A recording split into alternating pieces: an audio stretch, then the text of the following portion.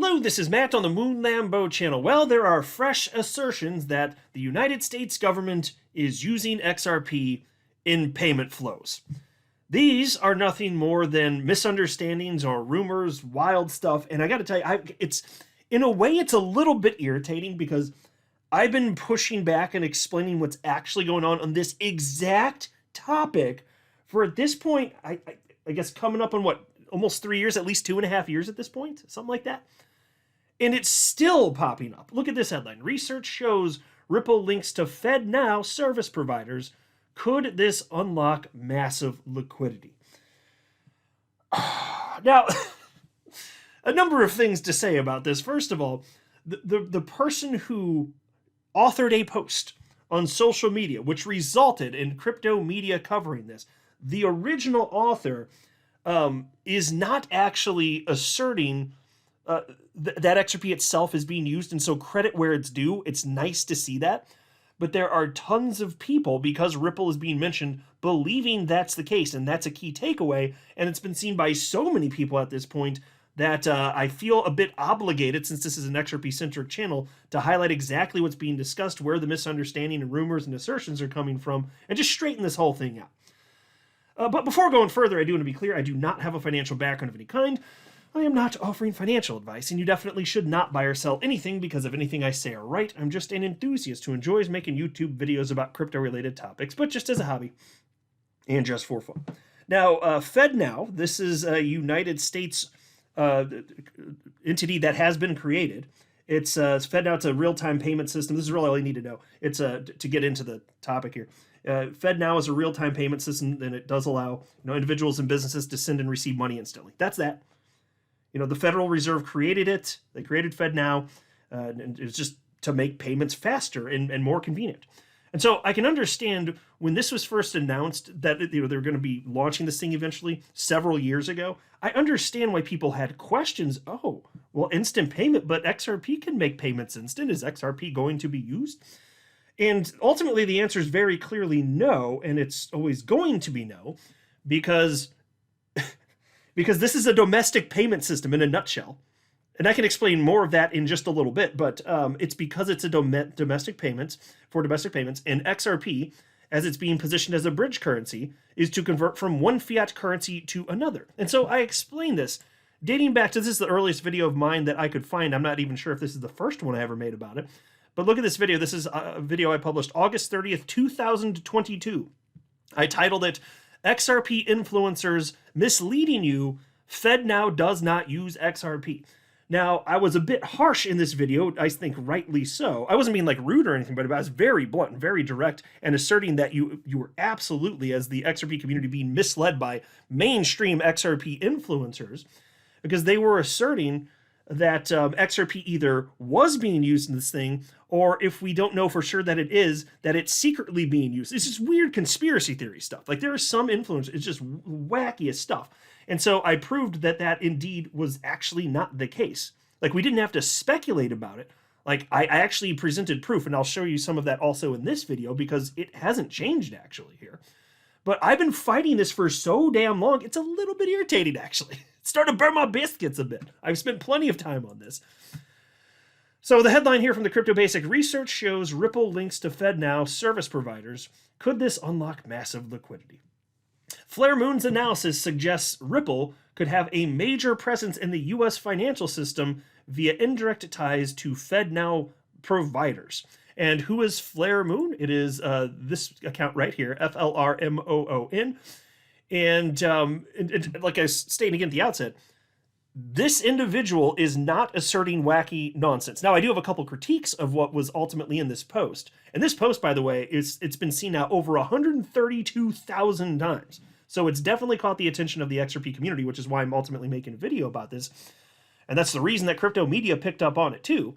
So he's not asserting that, but people read through this and then they thought that it did mean that XRP was being used here. So I'm not blaming Flare Moon for that. But there were influencers in years past that absolutely were asserting that.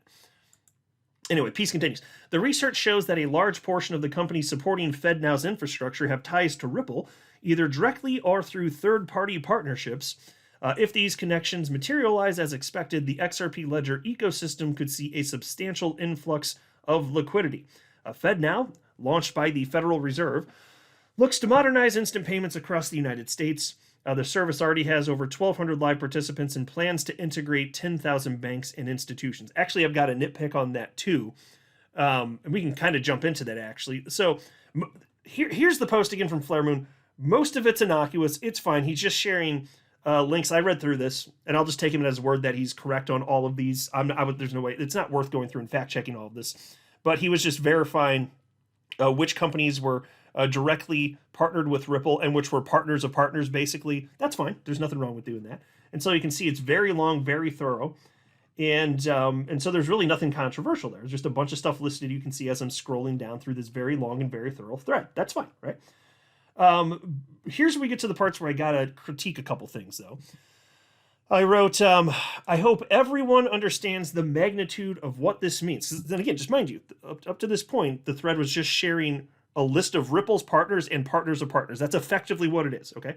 And so then after sharing all that, he says, I hope everyone understands the magnitude of what this means. The Fed now aims to have 10,000 banks and institutions on board. That is in the USA alone. Okay, so let's fact check that. I did, and that's not quite true. Here's a post or an article from Payments Dive. Fed seeks 8,000 financial institutions for FedNow. So I'm not sure where he got that 10,000 figure, but take a look at this right here.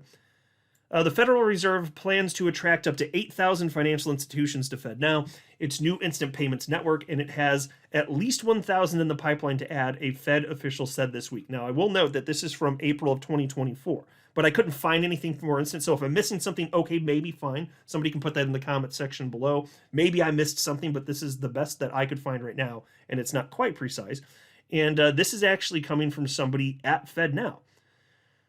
Says while there are nearly 10,000 financial institutions in the country, only about 9,200 of those banks and credit unions are actively using Fed services, which is not, that doesn't mean FedNow, by the way. He said Fed services, broadly speaking. And so he says, so it says, the central bank's goal for FedNow isn't necessarily to draw them all. FedNow head of payments product Dan Baum said Wednesday. So he's not trying to get all of them. And so specifically down here is another quote from him. We see the policy objective to be to get everyone that's willing to and can make a business case. It says we expect to be somewhere in the 7,000 to 8,000 range at the end of the day. So, and again, that's from the head of payments at FedNow, Dan Baum. That's the guy's name right there. So that's one thing. But the next thing that I'm going to critique is of greater consequence here, because I think what happened is, and this is my honest critique here, and I have no problem with this is like where we disagree opinion wise, and that's fine. But I think that he got all jazzed up recognizing all of these partners, and I think he is lacking an understanding of exactly the tremendous uphill battle that remains to get implementation of XRP as a bridge currency despite these things. Because that's effectively what we're getting at, right? If you're talking about Ripple utilizing XRP, because he's not talking about Ripple's custody business here, you know? He's not focusing on that. He's not focusing on the RLUSD ecosystem, though he did put the ticker symbol down here. He said that it's a Trojan horse and didn't further expand as to what he means by that. So what we're talking about, if you're talking about the way that payments are flowing around the world, well, yeah, Ripple's a part of that, obviously. They're a fintech company. So the only way that it would matter, possibly for anybody that's an XRP holder, is if we're getting some additional payment flow, some increase as it pertains specifically to XRP. And I think that he's not sufficiently appreciating just the degree to what an uphill battle this is. He seems to have this, it looks to me like based on the way that he wrote this, he thinks that you could effectively have a flip the switch type of moment. That's what it looks like to me. You see, got all these partners, they're with FedNow, and then Ripple's in there, and then if he didn't say flip the switch, but basically a flip the switch type of moment, and then Ripple's in there, you've got their technology in there, it's an API, and you just plug it in, then bam, it just works. And so here's what he actually wrote. He said, remember how Brad Garlinghouse said 95% of their business and partnerships were outside the country? Well, I just showed you how easily Ripple will be implemented into thousands and thousands of banks from the top down with a simple API download and plugin. Okay, first of all, it doesn't mean that. It doesn't mean for sure that they're going to be quote unquote plugged in. What's the definition of that? But consider this, please. This is my primary critique on this. Making a service available is very different than landing new clients. Okay? Offering an API plugin, as he cites here, offering an API plugin does not mean people and businesses will use the API plugin. And so I'm speaking from experience here. So like I'm not in the world of finance, but I started my own business literally 15 years ago, and I have gotten approved because I'll to be vague here. I don't want to make it about me or anything, but so my company it does offer products and services. Just say that because it doesn't matter what the industry is. My company offers products and services, and I've been approved as a vendor in specific regions by the government, right? My company has, right? What I have found is that getting approved as a vendor does not mean that you now have customers rolling in. It doesn't mean humans suddenly change their behavior without some sort of a coherent marketing push or a sales campaign. Nothing changes. So just because I'm available as an approved vendor, it doesn't mean that people change anything that they're doing. That would be naive. And that's my critique here. I do think this is naive. And I don't mean that in an insulting way. I'm just sharing my honest opinion. I think that's a bit naive. You plug in an API, that sounds like a flip the switch moment. You said API download and plug in, and then it just flows in? And what exactly happens? And that's outside of the question of, would this actually result with all these various partners, which are all doing different things, which don't all exclusively have to do with cross-border payments, plugging in what exactly? Messaging? Are we talking about XRP as a settlement layer? Because Ripple's trying to, like, the way it works is Ripple gets their own customers, and they're the ones that have all of the technology that makes XRP as a bridge currency possible. They're the ones that have that proprietary software. So Ripple would still absolutely need to have a very concerted sales effort and on the customer support, the sales team, and they do have a sales team that's out there to push XRP being used as a bridge currency. None of that changes. All those hurdles don't go away. Now, it's certainly very obviously true that the more integrated Ripple gets within a system, yeah, I'm not saying that's bad, but it's naive to think that this would be the thing where there's a flip the switch type of moment because they all just have to download the API and then plug it in. That's the part that I'm critiquing. Of course, we'd all agree that their network effects are real. Of course, I'll agree that, if you're talking about Ripple integrating with other companies, financial institutions, sure, yeah, fantastic. But then there's the question of to what degree does that have anything to do specifically with XRP being used as a bridge currency? Because look, Ripple, they have multiple revenue streams now. Obviously, RLUSD is new. And like I said earlier in the video, there's that. There's custody. That's not what he's referencing here, though. I mean, again, I know he put the ticker symbol RLUSD there, but he didn't expand upon it. This was all about FedNow. But FedNow is a domestic payment system. It makes no sense to plug XRP into a domestic payment system. And you have to understand how XRP is used as a bridge currency to understand why that doesn't make any damn sense. And so the way that XRP works as a bridge currency is you'd, if you want to convert from one fiat currency and send a remittance to, just meaning sending money to, say it's your friend in another country and they're using a different fiat currency, well, then you'd initiate this with whatever firm you're going with, whether it's a bank or just some sort of remittance firm, a MoneyGram type of company, something like that. And then what would happen all behind the scenes so that you don't have to do this yourself, it's all manually done for you, is that, and this is what Ripple software does, they will purchase XRP. That XRP is then sent from the country that you're in to the destination country. Then the destination country sells the XRP into whatever the local fiat currency is. So it makes sense because that's why it's called a bridge currency. You're bridging from, it could be the United States dollar to name whatever the exotic currency is. It doesn't matter, right? But when you're in the United States, you're not converting the United States dollar to anything. So if you're moving from one United States-based bank to another United States-based bank, whether it's local or on the other side of the country, it doesn't matter. You don't need XRP for that. It's already the dollar. And so if you understand how XRP is used as a bridge currency, then you understand why that makes sense. So XRP is never going to be used in the FedNow system, just to be clear. And Flare Moon, again, was not asserting that it was. And it won't. But there are so many people that were thinking that as a result, completely misunderstanding it. That's part of the reason I wanted to make this video. In fact, to highlight that point here, somebody responded to his post and wrote, "Bro, this is top grade research. I appreciate your hard work. It's really nice seeing XRP being utilized in the new FedNow payment system. This is great news. Thank you." And thankfully, he corrected him. Flare Moon responded and said, "My pleasure. Just to be clear, though, there is no evidence XRP is being used right now anywhere for these payments." Now, it never will be, just to be clear. Domestically, it won't. If you're talking about the FedNow payment system at some point in the future plugging into a separate payment system, for instance, in another country, okay, well then you're talking about XRP bridging from a payment system in the United States, FedNow, with something, I don't know what the name of it would be in some other country. Okay, fine. If they ever want to do that, but that's never going to help with domestic payments flows from the dollar to the dollar. Just that will never happen. That will never make sense. You'd be adding friction to the payment system, making it more costly and slower. That's what adding XRP would do domestically. It would make things a little bit more expensive and a little bit slower. Now, not insanely so, because XRP effectively settles in real time, 3 to 5 seconds, and transactions are a fraction of a penny, but it would be more costly and it would be slower. Why would we do that? Well, you won't. You're never going to see XRP in a domestic payments flow from the dollar to the dollar. It's just not going to happen. So the answer is no forever. But if you're talking about connecting a payment system, that's a very different thing. That could happen. But this is why I go back to, though, if you're talking about, like, Ripple's been trying their damnedest, and they have made very real connections throughout the world to make clear the technological advances that they've made as it pertains specifically to cross-border payments transactions. And so, like, that opportunity is all still there.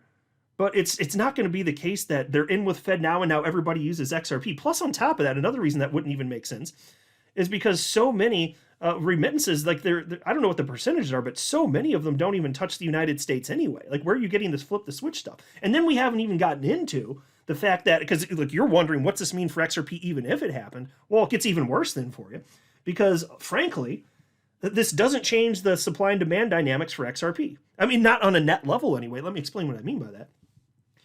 Like, the idea initially, when people start thinking through this, people think, oh, okay, well, if XRP is used as a bridge currency, then more XRP is going to have to be purchased, and it's a scarce asset, which means the price goes up. Like, that's one of the first thoughts that people, when they jump into the world of XRP, they think when they hear about this, right? Well, that's only part of the equation, though. The problem is, yeah, you're right. If this goes through the roof, there's going to be a ton of purchasing of XRP, but then it moves to the destination country, and then it's sold. So you have effectively an equal buying and selling pressure with every single transaction that uses XRP as a bridge currency. And Ripple acknowledges this. That's not Moon Lambo just saying this for the hell of it. Ripple has said, yeah, the net effect of this in terms of how it impacts the market, it's net zero. It doesn't change anything. Because you have equal selling and buying pressure in various geographic regions, and then that gets evened out through arbitrage. That's what's happened. That's exactly what happens, right? And that's always how that's going to be. So you could be like, well, wait a minute, then why would we be excited about this at all? Well, I didn't say you shouldn't be excited about it. I just said it's not a flip the switch thing where you should get crazy excited about it. It just won't be like that. Okay? It'll cause, like, XRP is required for all these transactions. So yes, of course, if it's being used for every single use case, that's going to instill that much more confidence for people that want to invest in the crypto space that, yeah, in this case, we're talking about XRP. XRP is here to stay then. As long as it's functionally useful, that's one more thing. So that's good. That can bring in more money into the XRP ecosystem, but it's not the purchases for XRP as a bridge currency themselves that matter. No, certainly not.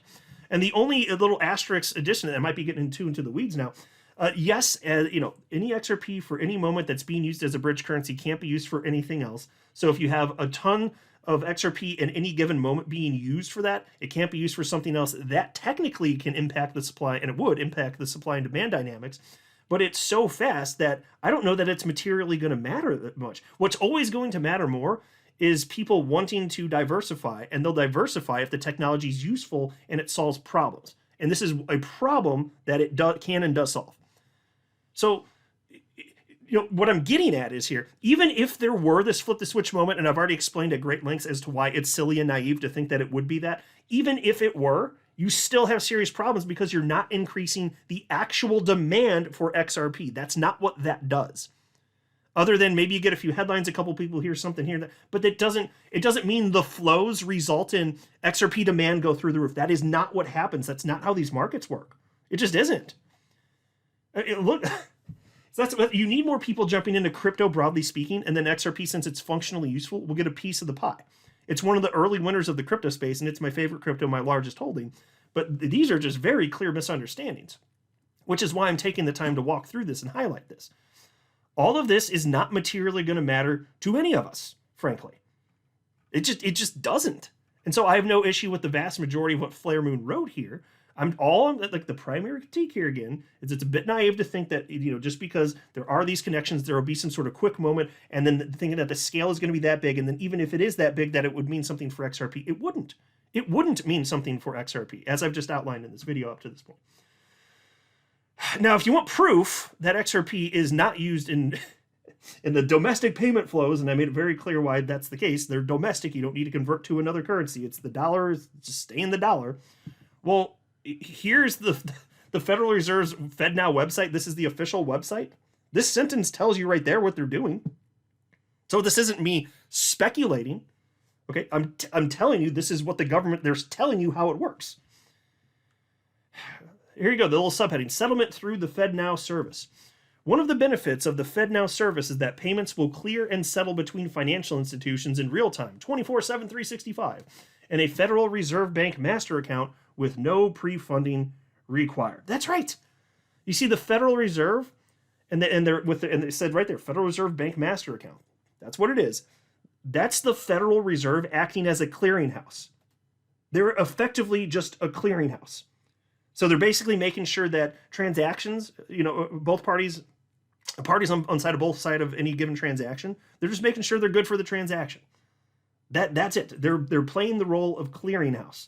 That is it. You don't need XRP for this. And so implement all you want, make all the connections you want if you're Ripple, find all that success, great. That doesn't change this. XRP will not ever be used domestically for these transactions. If FedNow ever decides to implement some sort of portal to connect with payment systems in other countries, fine. Super duper. If they want to open that up and then use XRP as a bridge currency, super duper. That's not what the system is even. And that doesn't, and then if it weren't FedNow, that would be anything, because it's already the case that there's whatever the demand is for these transactions on a global scale, like it already exists. They're already happening. So then if they're not happening the way they're happening right now and they go through FedNow, that doesn't then instantly increase the demand for foreign exchange transactions. Do you see the issue? Do you see what I'm saying here? The only way that this, there's an asterisk there too even, you could see an increase in quantity by encouraging people to make smaller payments, because there could be certain fees that are set in the traditional financial system. And so if it's cheaper, you may encourage more flows. But outside of that, what I'm saying is that the demand is the demand, whether it's through, if you're connecting the FedNow system to another system in another geographic region, or whether you're connecting a remittance firm locally to another system in another country. The demand is the demand is the demand outside of the little asterisks I just highlighted right there. So it's not a flip the switch thing no matter what. Like, people have not thought through this. And so that's why I'm making this video. There are so many reasons. So there's tons of reason to be very optimistic for XRP. This has pretty much nothing to do with it. Honestly, it just doesn't. So now you guys can all scream at me why you think I'm wrong in the comment section below, but I'm not wrong. I'm not a financial advisor. You should not buy or sell anything because of anything I say or write. That would be a very, very, very bad idea. Until next time, to the moon, Lambo.